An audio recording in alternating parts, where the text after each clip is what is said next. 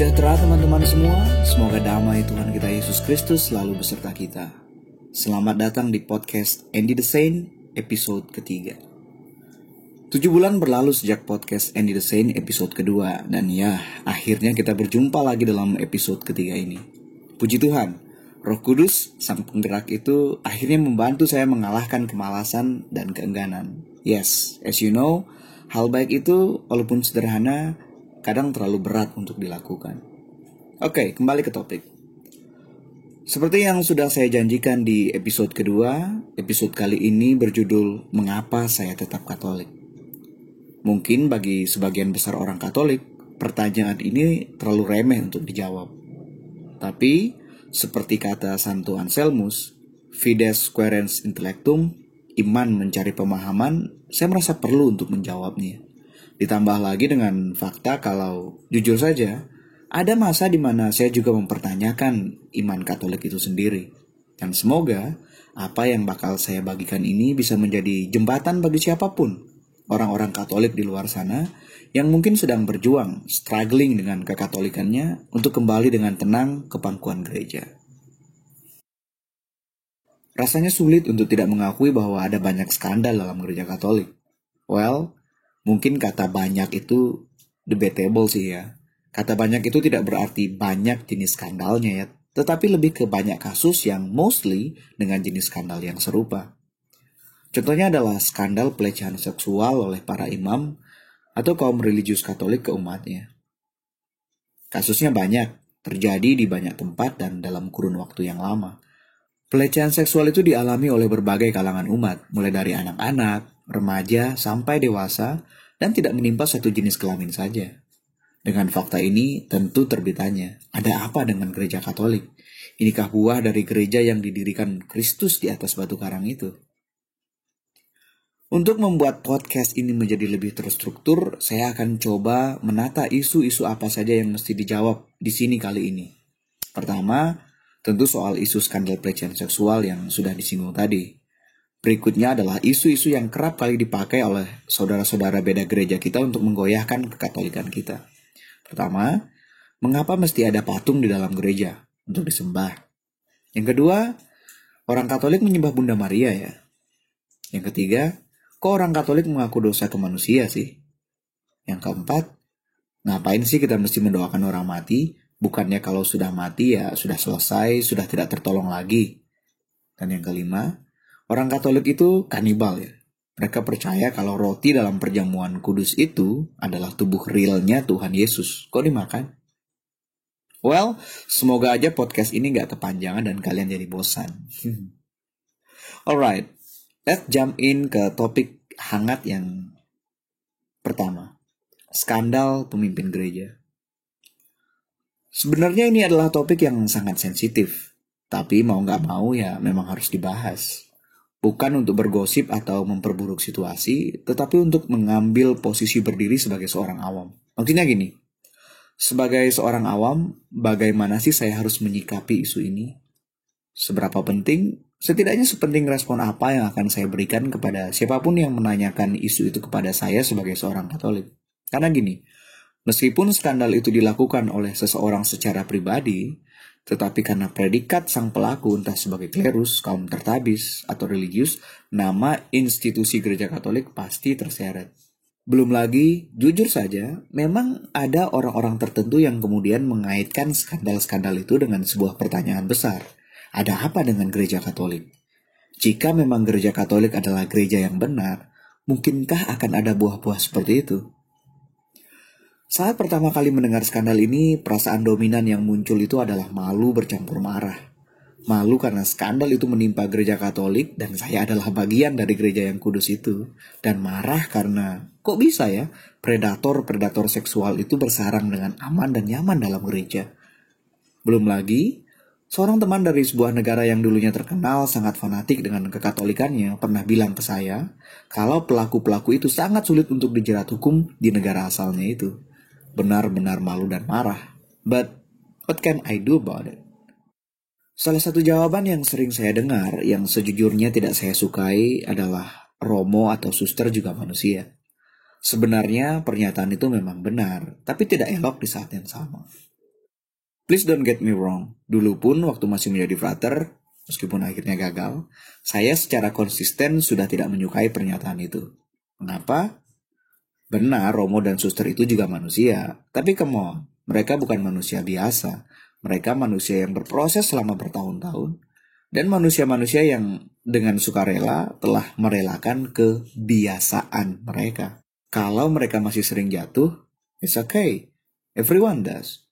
Tapi menurut saya, tuntutan kepada mereka seharusnya berbeda dengan tuntutan kepada kaum awam.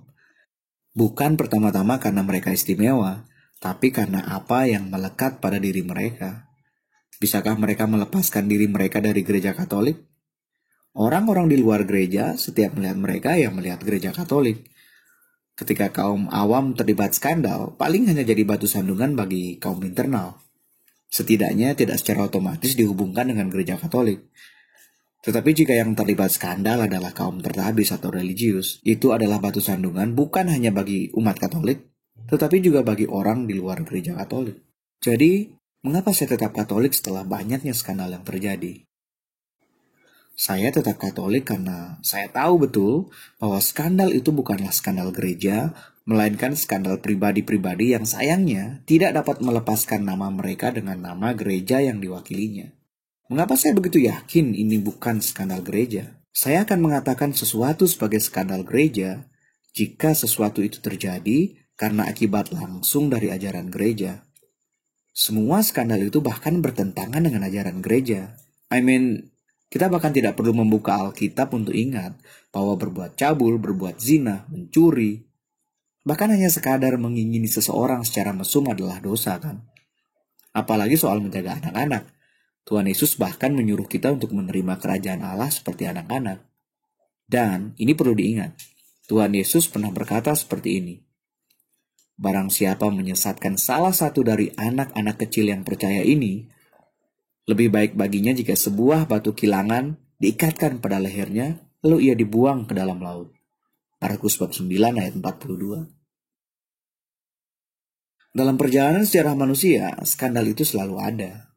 Tetapi menilai buruk sebuah institusi dari skandal yang terjadi di dalamnya tanpa tahu apa yang sebenarnya terjadi, sama sekali nggak bijak. Mungkin ada atau bahkan banyak orang yang tidak percaya lagi pada gereja Katolik dan meninggalkan gereja Katolik karena skandal-skandal itu. Bukan hal yang menggembirakan tentu saja. Tapi ayolah, jika skandal seperti itu membuat mereka meninggalkan gereja Katolik, maka saya kira jika mereka hidup pada zaman Tuhan Yesus dan para Rasul, mereka juga akan meninggalkan gereja perdana itu. Mengapa? Ya karena skandal yang dilakukan oleh Yudas Iskariot. Apakah pengkhianatan Yudas Iskariot mencerminkan ajaran Tuhan Yesus dan sikap ke-12 Rasul? Enggak kan? Pembuat skandal dalam gereja Katolik juga adalah para pengkhianat yang tidak mencerminkan ajaran Tuhan Yesus dan gereja Katolik. So, jadi jelas ya, mengapa saya tetap Katolik sekalipun terjadi skandal-skandal yang memalukan dalam gereja. Skandal demi skandal mungkin akan terjadi dan terjadi lagi. Karena pelita di atas kaki Dian itu tentu akan mendapat tantangan yang lebih besar dari angin. Si jahat itu gak akan berhenti sebelum pelita itu padam, karena mereka tidak tahan dengan terang. So, come on, tetap dukung dalam doa. Dukung gereja dengan apa yang kita punya. Secepat gosip tentang skandal gereja itu beredar, semoga lebih cepat lagi kabar baik tentang gereja tersiar. Jika belum ada kabar baik dari KBG-mu, dari wilayahmu, dari stasimu, dari parokimu, mulailah kabar baik itu darimu. Kalau Romo atau suster kita terlibat skandal, jangan hanya kuat menghakimi dan menelanjangi.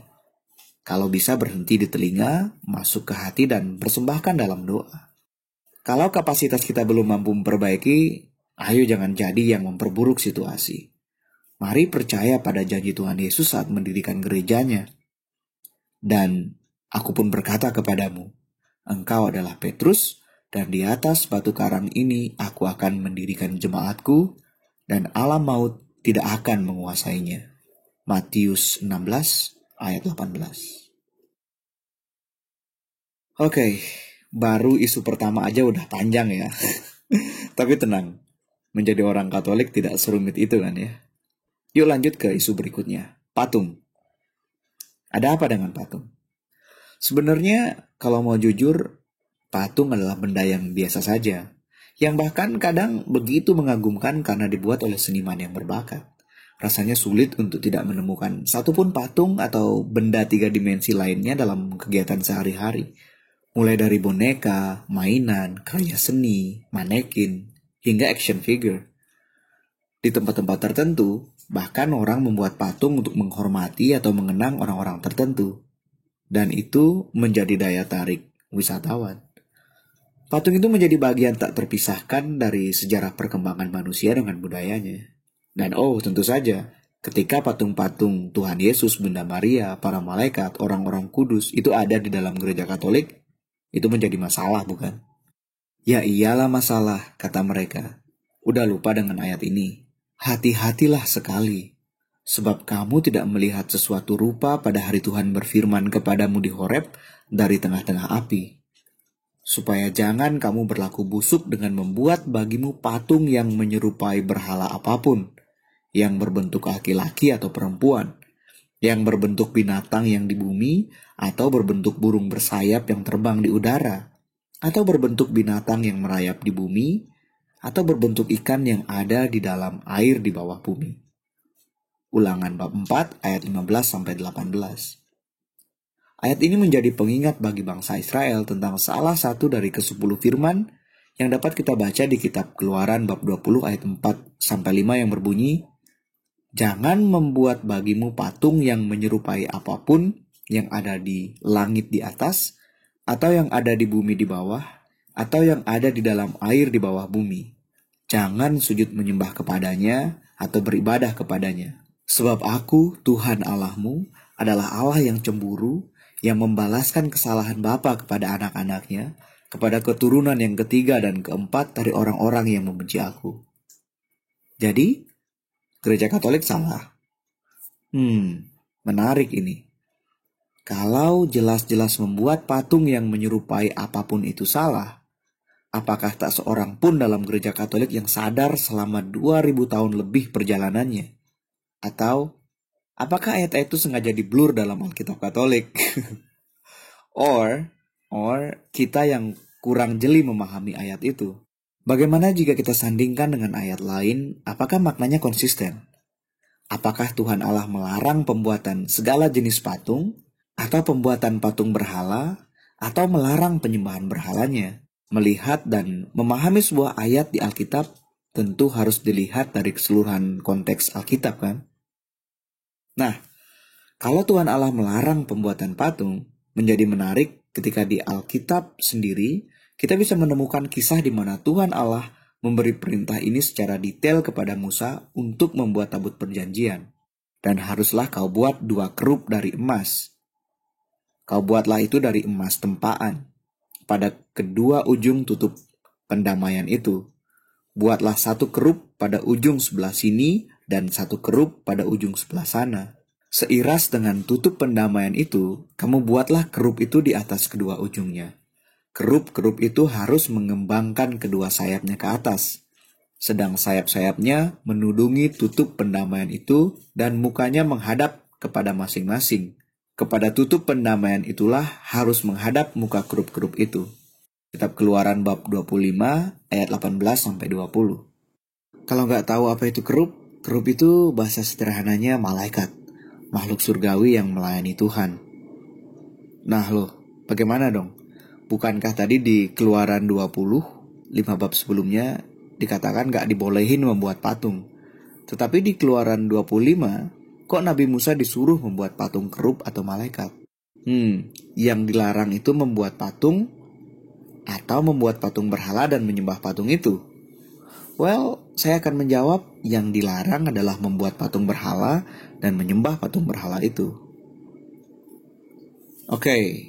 Mungkin benar, yang dilarang adalah membuat patung berhala dan menyembah patung berhala itu. Tapi orang Katolik kok menyembah patung-patung yang ada di gereja itu? Meskipun patung-patung itu bukan patung berhala, tetapi dengan menyembah patung-patung itu ya udah jadi berhala, kan? Mau ngeles gimana lagi? Lihat patung Tuhan Yesus membungkuk. Pas ke Gua Maria, berlutut dan nyalain lilin di depan patung. Parahnya lagi, pas Jumat Agung malah nyium salib. Itu kan praktek-praktek penyembahan berhala banget. Wadidaw, telak banget gak sih? Well, to be honest, tudingan-tudingan itu bukan barang baru sih. Nah, karena tudingannya bukan barang baru, jawabannya pun udah ada sejak lama. Jadi gini, secara filosofis, penyembahan itu, atau kalau nggak mau pakai kata penyembahan, treatment deh atau perlakuan. Perlakuan ke patung itu bisa dibedakan menjadi dua jenis. Perlakuan ad ipsum dan perlakuan ad aliquid. Dua-duanya adalah istilah bahasa Latin. Ad ipsum itu artinya ke bendanya itu sendiri, to the thing itself. Sedangkan ad aliquid itu artinya ke sesuatu di balik benda yang kelihatan itu, to something beyond itself. Penyembahan berhala itu terjadi ketika treatment kepada patung itu sifatnya ad ipsum, ke patung itu sendiri. Gereja Katolik sendiri mengutip Santo Basilius dan Santo Thomas Aquinas untuk menjelaskan tentang penyembahan religius. Penghormatan Kristen terhadap gambar tidak bertentangan dengan perintah pertama yang melarang patung berhala.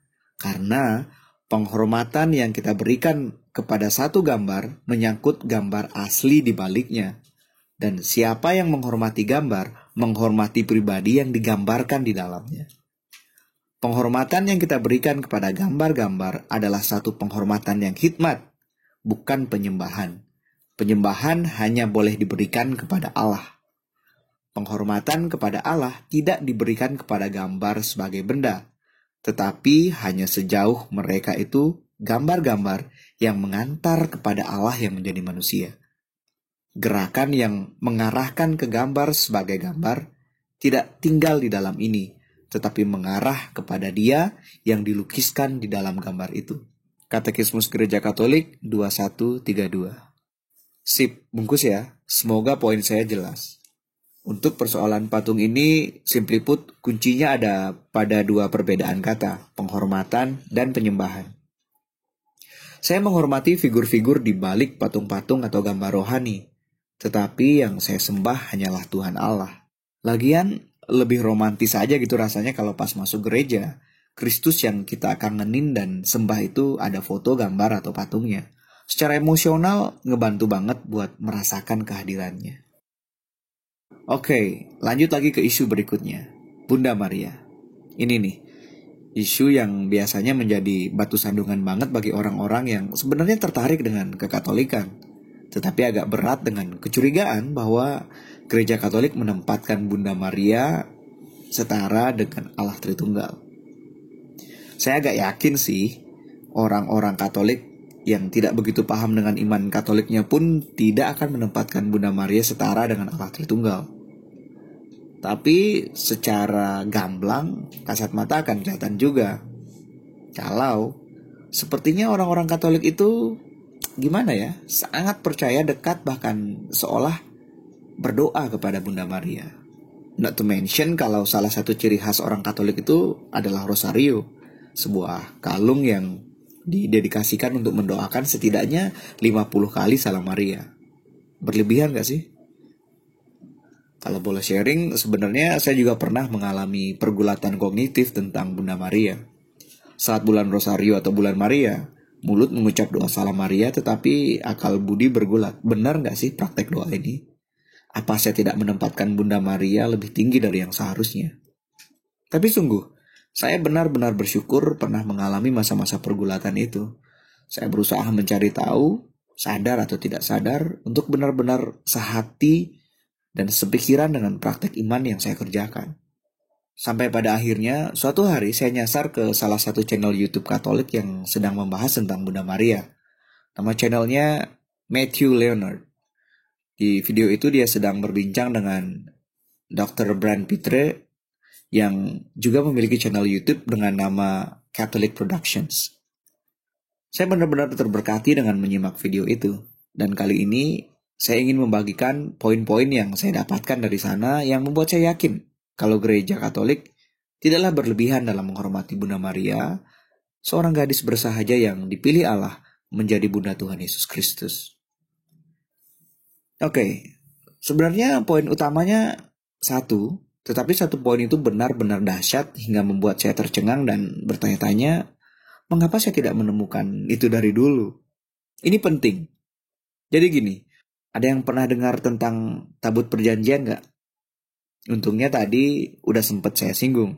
Itu loh waktu Tuhan menyuruh Nabi Musa untuk membuat tabut perjanjian dengan patung-patung kerub. Sebenarnya apa sih tabut perjanjian itu? Menurut Ibrani bab 9 ayat 4, tabut perjanjian itu adalah sebuah tempat yang seluruhnya disalut dengan emas untuk menyimpan buli-buli emas berisi mana. Ingat mana kan? Roti yang Tuhan turunkan dari surga untuk memberi makan orang-orang Israel saat mereka mengembara di padang gurun menuju tanah terjanji. Untuk menyimpan tongkat Harun yang pernah bertunas. Dan juga loh-loh batu yang berisi 10 firman Allah. Singkat cerita, tabut perjanjian itu telah hilang saat bangsa Israel diserang dan dikalahkan oleh bangsa-bangsa lain dalam zaman perjanjian lama. Dan tidak ditemukan sampai sekarang. Wait a minute, sebelum lanjut, ini apa hubungannya dengan Bunda Maria? Sabar, disinilah hubungannya. Jadi dalam penglihatan Rasul Yohanes yang ditulisnya dalam kitab Wahyu, dia melihat tabut perjanjian itu. Bisa dibaca di Wahyu bab 11 ayat 19. Nah, kalau kita membacanya berdasarkan bab, maka tidak ada kelanjutan dari penglihatan tentang tabut perjanjian itu. Tapi tunggu dulu. Tepat setelah itu di bab 12 diceritakan tentang seorang perempuan berselubungkan matahari dengan bulan di bawah kakinya dan sebuah mahkota dari 12 bintang di atas kepalanya. Sepertinya perempuan ini familiar ya? Tentu saja, itu Bunda Maria bukan? Dan kalau mau kita kembalikan ke tulisan asli Alkitab, tulisan-tulisan itu tidak dibagi-bagi ke dalam bab-bab dan ayat-ayat seperti sekarang. Penulisan bab-bab dan ayat-ayat itu baru dibuat kemudian untuk mempermudah kita. Jadi, apakah perempuan yang berselubungkan matahari itu adalah tabut perjanjian yang baru? Semakin mencurigakan. Let's see. Jika tabut perjanjian itu adalah tempat untuk menyimpan mana, tongkat Harun sang imam itu, dan loh-loh batu yang mencatat 10 firman Allah. Aha, tidak salah jika Bunda Maria adalah tabut perjanjian yang baru. Kok bisa? Yuk kita ingat-ingat lagi. Siapakah Tuhan Yesus itu dalam ingatan kita selain Putra Allah yang hidup? Bukankah dia sendiri yang berfirman dalam Injil Yohanes bab 6 ayat 51? Akulah roti hidup yang telah turun dari sorga. Bukankah menurut Ibrani bab 4 ayat 14 kita sekarang telah mempunyai imam besar agung yaitu Yesus? Dan bukankah menurut Injil Yohanes bab 1 ayat 1 sampai 14, firman yang adalah Allah itu telah menjelma menjadi manusia dan manusia itu adalah Yesus. Dan siapakah yang membawa Yesus? Sang Mana sejati, Imam Agung, dan firman Allah itu di dalam rahimnya? Bunda Maria. Wow. But wait. Apakah kalau Bunda Maria adalah tabut perjanjian yang baru, terus itu berarti it's okay buat orang Katolik untuk menyembahnya? Atau at least berdoa kepadanya? Well, tunggu dulu. Gereja Katolik tidak pernah mengajarkan untuk menyembah Bunda Maria, apalagi berdoa kepadanya. Nah terus, apa itu doa rosario? Doa rosario itu adalah kegiatan berdoa bersama Bunda Maria sambil kita merenungkan misteri-misteri suci kehidupan Kristus putranya. Tapi to be honest, kadang beberapa dari kita orang Katolik masih suka keliru dengan mengucapkan bahwa kita berdoa kepada Bunda Maria. Semoga hanya salah ucap ya. Kita berdoa kepada Allah bersama Bunda Maria. Kiranya Bunda Maria yang telah Kristus sendiri serahkan kepada kita gerejanya sebagai Bunda, membawa doa-doa kita ke hadirat Allah, sebagaimana dulu dia membantu keluarga di Kana yang kekurangan anggur dalam pesta perkawinan mereka. Terus, mengapa orang-orang Katolik itu begitu rajin berdoa rosario? Bahkan mungkin lebih rajin dari membaca Alkitab. Ya simple sih. Sama seperti dulu tabut perjanjian itu membantu orang-orang Israel untuk memenangkan setiap peperangan mereka, orang-orang Katolik pun ingin memenangkan setiap pertempuran rohaninya dengan membawa-bawa tabut perjanjian yang baru itu dalam rosario. Dan fun fact, Doa Rosario itu penuh dengan permenungan atas peristiwa-peristiwa hidup Yesus seperti yang tercatat dalam Alkitab. Tapi ya, semoga ini juga gak jadi alasan buat orang Katolik buat malas membaca Alkitab. Oke, mungkin belum semua terkupas tuntas tentang Bunda Maria ya. Dan tentu saja masih ada isu-isu lain yang udah saya singgung di awal podcast ini yang belum kebahas. Seperti soal pengakuan dosa, mendoakan orang yang sudah meninggal, dan Ekaristi. But please don't worry. Kita akan lanjutkan lagi di series podcast Mengapa Saya Tetap Katolik, Andy the Saint, episode-episode berikutnya. Pantau terus ya. Segitu dulu untuk podcast kali ini. Sampai jumpa di podcast berikutnya. Tuhan Yesus memberkati. Ad Majorem.